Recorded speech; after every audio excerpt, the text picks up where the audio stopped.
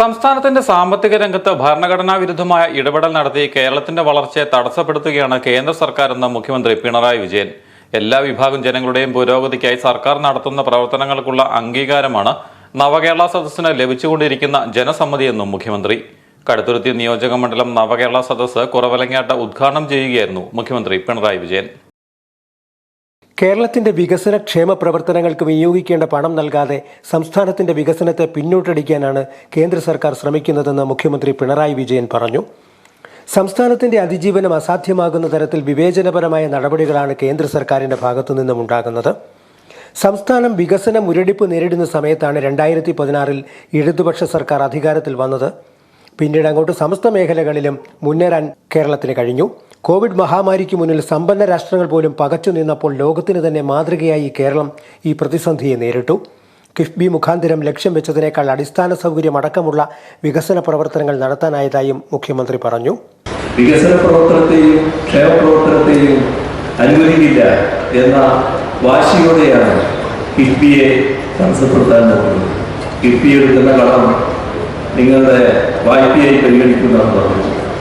82,000-83,000 കോടിയുടെ വികസന പദ്ധതികളാണ് കിഫ്ബി ഇപ്പോൾ ഏറ്റെടുത്തു കഴിഞ്ഞത്. നാടാകെ ഏത് പ്രദേശത്ത് നോക്കിയാലും കിഫ്ബിയുടെ ഭാഗമായിട്ടുള്ള വികസന പദ്ധതികളാണ്. വേണ്ട, കേരളത്തിന് ഇതൊന്നും വേണ്ട എന്ന നിലപാടാണ് കേന്ദ്ര സർക്കാർ സ്വീകരിക്കുന്നത്. നമ്മുടെ നാട്ടിൽ 1,600 രൂപയാണ് ക്ഷേമ പെൻഷൻ കൊടുക്കുന്നത്. അത് മാസം തോറും കൃത്യമായി കൊടുക്കുന്നതിനാണ് ഒരു പെൻഷൻ കമ്പനി രൂപീകരിച്ചത്. ആ കമ്പനി എടുക്കുന്ന കടം സംസ്ഥാനത്തിന്റെ കടമായി കണക്കാക്കുന്നു എന്ന നിർദ്ദേശമാണ് കേന്ദ്ര സർക്കാരിൽ നിന്ന് വന്നിട്ടുള്ളത്. നിങ്ങൾ അങ്ങനെ കൊടുക്കേണ്ടതില്ല, ഇത് അങ്ങനെ ക്ഷേമ പ്രവർത്തനങ്ങൾ നടത്തേണ്ടതില്ല, അത് സാമ്പത്തിക സ്ഥിതി മോശമാക്കും. ഇതാണ് അവരുടെ ന്യായം. ലോകപ്രശസ്ത ബഹുരാഷ്ട്ര കമ്പനികൾ കടന്നുവരുന്ന രീതിയിലേക്ക് കേരളത്തിന്റെ വ്യവസായ അന്തരീക്ഷത്തെ മാറ്റാനും കഴിഞ്ഞു. കാർഷിക രംഗത്തും ഏറെ മുന്നേറ്റം കൈവരിക്കാൻ കഴിഞ്ഞു. കൃഷിയുടെ വിസ്തീർണം വർദ്ധിപ്പിച്ചു. ഉൽപ്പാദനക്ഷമത വർദ്ധിപ്പിച്ചതോടൊപ്പം പച്ചക്കറി ഉൽപ്പാദനം ഇരട്ടിയാക്കാനും കഴിഞ്ഞു. IT മേഖലയിലും ശാസ്ത്ര സാങ്കേതിക മേഖലയിലും വലിയ മുന്നേറ്റം നടത്താൻ കഴിഞ്ഞു. ഉന്നത വിദ്യാഭ്യാസ രംഗത്തും വലിയ കുതിപ്പാണ് ഉണ്ടായത്. രാജ്യത്തിന് പുറത്തുനിന്നുള്ള വിദ്യാർത്ഥികൾ കടന്നുവരുന്ന രീതിയിൽ നമ്മുടെ സർവകലാശാലകൾ വളർന്നു. ഉന്നത വിദ്യാഭ്യാസത്തിന്റെ ഹബ്ബായി മാറ്റുന്നതിനുള്ള പ്രവർത്തനങ്ങളാണ് വിദ്യാഭ്യാസ മേഖലയിൽ ഇപ്പോൾ നടന്നു വരുന്നത്. വിദ്യാഭ്യാസ മേഖല നേരത്തെ 5 ലക്ഷം കുട്ടികൾ ഒഴിഞ്ഞു പോയെങ്കിൽ നാം കണ്ടു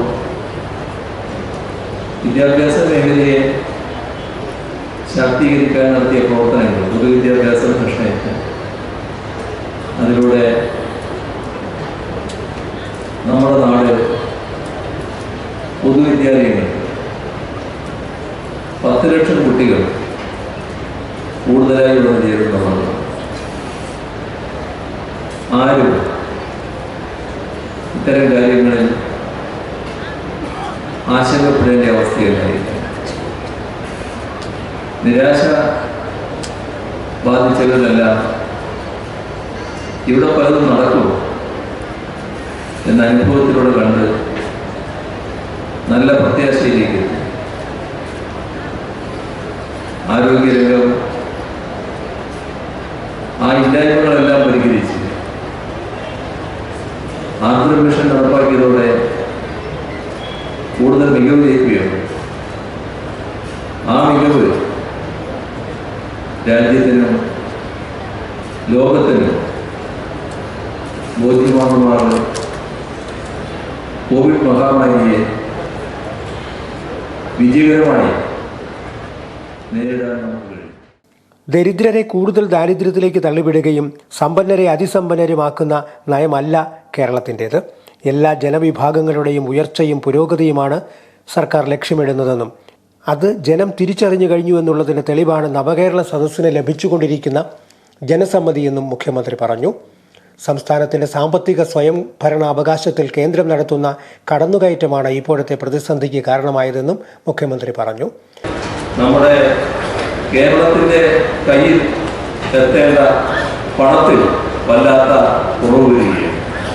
അത് കേന്ദ്ര ഗവൺമെന്റ് ഒരു പകയോടെയാണ് സമീപിക്കുന്നത്. ഞാൻ ആ കണക്കുകളിലേക്ക് ഇപ്പോൾ പോകുന്നില്ല, ഇവിടെ നേരത്തെ പറഞ്ഞു കഴിഞ്ഞിട്ടുണ്ടാവും. വല്ലാത്ത പകയും വിദ്വേഷവുമാണ് കേരളത്തിൽ. നിങ്ങൾ ഒരു തരത്തിൽ മുന്നോട്ട് പോകരുത് എന്ന വാശിയാണ് കേരളത്തെ തകർക്കാൻ നോക്കുകയാണ്. അതിൻ്റെ ഭാഗമായി വെച്ചുവെച്ചാൽ കഴിഞ്ഞ 7 വർഷത്തെ കണക്കെടുത്താൽ നമ്മുടെ സംസ്ഥാനത്തിന് ഉണ്ടായ നഷ്ടം 1,07,500 കോടി പരം രൂപയാണ് ഇത് കാണാൻ കഴിയും. 1,07,500 കോടി പരം രൂപ നമ്മുടെ കയ്യിൽ കിട്ടേണ്ട പണം കിട്ടാതായിരിക്കും. എന്തുകൊണ്ട്? കേന്ദ്ര ഗവൺമെൻറ് തെറ്റായ നിലപാടെടുക്കുകയും ആ പണം വ്യത്യസ്ത ആവശ്യങ്ങൾക്ക് നാം വിനിയോഗിക്കുക എന്നതാണ്. നമ്മുടെ നാടിൻ്റെ വികസനത്തിന് വേണ്ടി ചെലവഴിക്കുക എന്നതാണ്. നമ്മുടെ നാടിൻ്റെ ക്ഷേമ പ്രവർത്തനങ്ങൾക്ക് വേണ്ടി ചെലവഴിക്കുക എന്നതാണ്. കുറവലങ്ങാട് ദേവമാത കോളേജ് ഗ്രൗണ്ടിൽ കടുത്തുരുത്തി നിയോജക മണ്ഡലം തല നവകേരള സദസ്സ് ഉദ്ഘാടനം ചെയ്ത് സംസാരിക്കുകയായിരുന്നു മുഖ്യമന്ത്രി. നവകേരള സദസ്സ് മണ്ഡലം സംഘാടക സമിതി ചെയർമാനും കടുത്തുരുത്തി ബ്ലോക്ക് പഞ്ചായത്ത് പ്രസിഡന്റുമായ PV സുനിൽ അധ്യക്ഷനായിരുന്നു. വനം വന്യജീവി വകുപ്പ് മന്ത്രി AK ശശീന്ദ്രൻ, പൊതുമരാമത്ത് ടൂറിസം വകുപ്പ് മന്ത്രി മുഹമ്മദ് റിയാസ്, ഭക്ഷ്യ സിവിൽ സപ്ലൈസ് വകുപ്പ് മന്ത്രി GR അനിൽ തുടങ്ങിയവർ പ്രസംഗിച്ചു.